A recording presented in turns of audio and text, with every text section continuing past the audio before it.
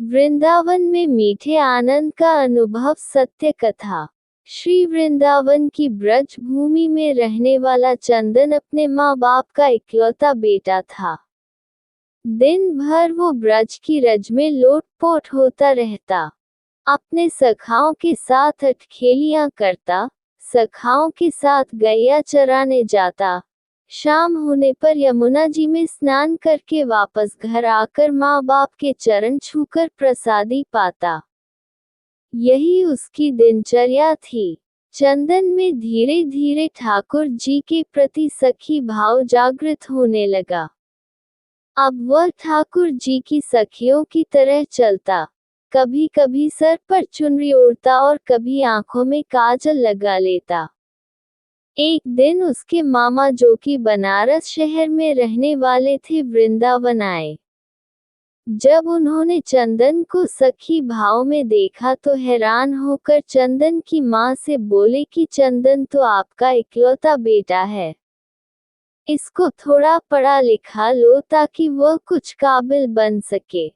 चंदन के माता पिता उसके मामा की बात सुनकर सोचने लगे कि हाँ, कह तो ये ठीक ही रहा है, और उन्होंने चंदन को उसके मामा के साथ शहर में पढ़ने के लिए भेज दिया।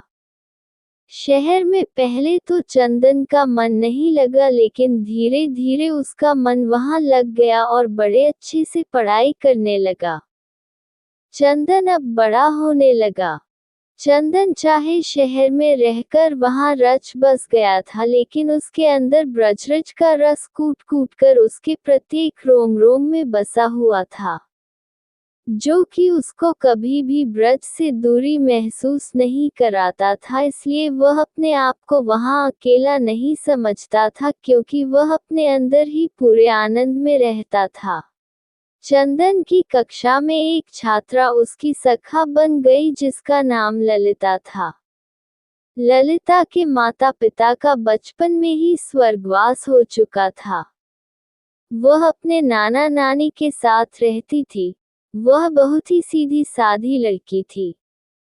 चंदन और ललिता की खूब बनती थी। स्कूल खत्म होने पर दोनों इकट्ठे ही आगे की पढ़ाई के लिए कॉलेज में प्रवेश हुए। वहां पर इकट्ठे पढ़े। चंदन की पढ़ाई अब खत्म हो चुकी थी। वह अपने घर वृंदावन धाम जाने के लिए तैयार हुआ तो उसने ललिता को कहा, क्या तुम मेरे साथ वृंदावन धाम चलोगी? तो ललिता ने अपने नाना नानी की आज्ञा लेकर चंदन के साथ जाना स्वीकार कर लिया। जब चंदन अपने मामा जी से विदा लेकर वृंदावन धाम पहुंचा तो वृंदावन में कदम रखते ही चंदन के हाव भाव बदल से गए। वह तो एकदम से सखी भाव में आ गया। उसकी चाल नर से नारी जैसी हो गई। वह अपनी कमर में हाथ रखकर चलने लगा। अचानक से उसकी चाल में आए परिवर्तन को देखकर ललिता हैरान होकर उसको देखती रही, लेकिन वह बोली कुछ नहीं। अब चंदन अपने घर पहुंच चुका था। घर जाकर उसने अपने माता पिता के चरण छुए और ललिता के बारे में उनको बताया। ललिता की सुंदरता और सादगी को देखकर चंदन के माता पिता भी बहुत प्रसन्न हुए। काफी दिन हो चुके थे ललिता को वृंदावन आए हुए, तो जब उसने चंदन से जाने की आज्ञा मांगी तो चंदन ने अचानक से उसको कहा कि क्या तुम मेरी जीवन संगिनी बनोगी? अचानक से ये सुनकर ललिता घबरा और लज्जा सी गई और उसने मुस्कुराकर हाँ में हामी भर दी। अब उन दोनों की शादी बड़ी धूमधाम से संपन्न हो गई, लेकिन ललिता को कभी कभी चंदन का व्यवहार अजीब सा लगता था। चंदन कभी कभी अपनी आंखों में काजल लगाकर, सर पर चुनरी ओढ़कर, कमर पर हाथ रखकर न जाने कौन सा नृत्य करता रहता और किसको रिझाता रहता। ललिता को ये सब समझ नहीं आता। एक दिन उसने पूछा कि आप कभी कभी ऐसा रूप क्यों धारण कर लेते हो? तो चंदन मुस्कुराकर उसकी तरफ देखने लगा और तभी उसने मन में कुछ निश्चय किया और कहा कि प्रिय, तुम सुबह तैयार हो जाना, मुझे तुम्हें कहीं पर लेकर जाना है। ललिता को कुछ समझ नहीं आया, लेकिन पति की आज्ञा को मानकर वह जल्दी सुबह उठकर तैयार हो गई। चंदन उसको बरसाना धाम ले गया और किशोरी जी के निज महल में जाकर उसने अपने पाँव में घुंघरू बांधकर, आंखों में काजल लगाकर, कमर पर चुनरी बांधकर नृत्य करना शुरू कर दिया। ललिता उसको देखकर हैरान हो रही थी कि अचानक से चंदन को क्या हो गया है। वह तो बस अपनी धुन में किशोरी जी के आगे नृत्य करता जा रहा था। उसका नृत्य इतना मंत्रमुग्ध करने वाला था कि वहां पर आए सभी भक्तजन ठिठक कर उसके नृत्य का आनंद ले रहे थे। बाहर से कभी कभी पवन का एक झोंका आकर चंदन के नृत्य का आनंद ले जाता और कभी कभी सूरज की किरणें अंदर आकर चंदन के पैरों में बजते नूपुर से निकली राधे राधे की ध्वनि को सुनकर आनंदित हो जाती। जब चंदन थोड़ा शांत हुआ तो उसने ललिता को बताया कि यह हमारी लाडली सरकार है, इनको नमन करो। ललिता को तब भी कुछ समझ न आया। वह अभी भी असमंजस में थी। किशोरी जी को प्रणाम करके वह वापस वृंदावन आ गए। दूसरी ओर उसी शाम ठाकुर जी और किशोरी जी यमुना जी में नौक विहार करने के लिए निकले। नौक बहुत ही सुंदर तरीके से सजी हुई थी। नौक में चारों ओर कमल और मोगरे के फूल लगे हुए थे। नौक में ठाकुर जी और किशोरी जी आमने सामने बैठकर एक दूसरे के रूप रस का पान कर रहे थे और उनके पीछे बैठी एक सखी हाथ में पतवार को लिए नौक को चला रही थी। तभी अचानक से सखी के हाथ से पतवार छूटकर यमुना में चली गई और वो घबरा सी गई और घबराहट के कारण वह अपने पैरों के नाखून से नौक की भूमि को कुरेदने लगी। तभी अचानक से ठाकुर जी का ध्यान पीछे बैठी सखी पर पड़ा और बोले, अरे सखी, इतनी घबराई हुई क्यों हो? उसने हाथ जोड़कर बड़ी विनम्रता से कहा, कन्हैया, मेरी पतवार यमुना जी में गिर गई है। तो ठाकुर जी मुस्कुराकर बोले, इसमें घबराने की क्या बात है? और आंखों ही आंखों में उन्होंने किशोरी जी को कुछ इशारा किया। अब एक तरफ से किशोरी जी ने और दूसरी तरफ से ठाकुर जी ने अपने हाथ को यमुना जी में डाल दिया और वह दोनों अपने दोनों हाथों को पतवार की तरह चलाने लगे। झुकने के कारण किशोरी जी के सिर पर ओढ़ी चुनरी यमुना जी में भीग रही थी और उधर दूसरी तरफ ठाकुर जी का गले में पड़ा पीतांबर यमुना जी में भीग रहा था। हाथों पर पीतांबर और चुनरी पर लगा इत्र यमुना जी में घुल मिल गया था।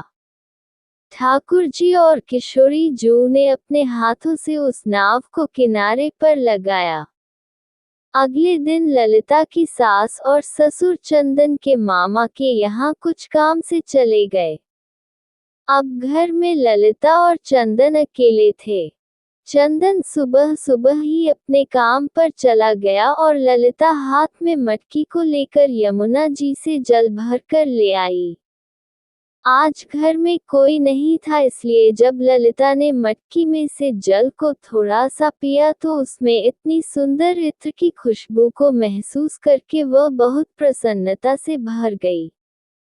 धीरे धीरे उसने उस मटकी में से काफी जल पी लिया और जब थोड़ा सा जल शेष बचा तो उसका ध्यान मटकी में पड़ा तो वह क्या देखती है कि नौका में बैठकर विहार करते किशोरी जी और लालजू नजर आ रहे हैं। ललिता घबराकर दीवार के सहारे टेक लगाकर खड़ी हो गई।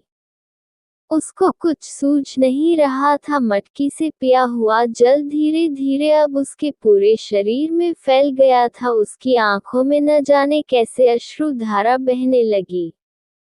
इतने में चंदन बाहर से आया और अपनी पत्नी की ऐसी दशा देखकर उसने पूछा, प्रिय, क्या हुआ? ललिता के मुख से कुछ भी नहीं निकल रहा था, परंतु उसके होंठ कुछ कहने के लिए फड़फड़ा रहे थे। सांस जोर जोर से चल रही थी। आंखों की पलकें हिल भी नहीं रही थी। चंदन ने जब उसको झिंझोड़कर बार बार पूछा तो उसने मटकी की तरफ इशारा किया। चंदन ने जब मटकी की तरफ देखा तो उसको भी मटकी में ठाकुर जी और किशोरी जी की नौक विहार की छवि दिखाई दी और वह झूम झूम कर नाचने लगा और ललिता को पकड़कर उसने खींचकर जोर से अपने अंक में भींच लिया और कहने लगा, अरे प्रिया, आज तुझे ब्रज ने स्वीकार कर लिया है, आज तुझे मेरे श्यामा श्याम जू ने स्वीकार कर लिया है। ललिता कुछ समझ नहीं पा रही थी और चंदन की तरफ देखी जा रही थी तो चंदन ने उसको समझाते हुए कहा कि तुम्हारे कोई पुण्य कर्म थे जो तुझे ब्रज में कदम रखने का सौभाग्य प्राप्त हुआ, लेकिन ब्रज में कदम रखकर तुम्हें सुख प्राप्त हो रहा था, लेकिन उस सुख को आनंद में बदलने के लिए तुझे किशोरी जी की आज्ञा की प्राप्ति जरूरी थी, इसलिए मैं तुझे बरसाना धाम ले गया था ताकि तुझे भी वहां पर किशोरी जी का आशीर्वाद प्राप्त हो। यह उन्हीं की कृपा प्राप्ति है जो आज तुम्हें ठाकुर जी और किशोरी जी के नौक विहार के दर्शन इस मटकी में प्राप्त हुए हैं, क्योंकि आज तुझे ठाकुर जी और किशोरी जी ने अपना लिया है। जो यमुना जी का जल धीरे धीरे उसके शरीर में प्रवेश हुआ था, वह ठाकुर और किशोरी जी की कृपा की छलनी से उसके पाप नीचे बैठ गए थे और अब उसके पुण्य कर्म ऊपर थे, इसलिए ललिता को इस आनंद की प्राप्ति हो चुकी थी। ब्रज में तो हर कोई आता जाता रहता है और उसको सुख की प्राप्ति होती रहती है, लेकिन जिस पर ठाकुर जी व किशोरी जी की कृपा हो उसको सुख के साथ साथ ठाकुर जी के आनंद की भी प्राप्ति होती है। इसलिए हमें ठाकुर जी के मीठे आनंद को अपने रोम रोम में प्रवेश करा के उस आनंद से प्राप्त प्रेम की मृग तृष्णा को इतना बढ़ाएं कि वह प्रेम आंखों में निकलने वाले नमकीन अश्रुओं के द्वारा बहकर ठाकुर जी और किशोरी जी की मीठी कृपा से सरोबार हो सके।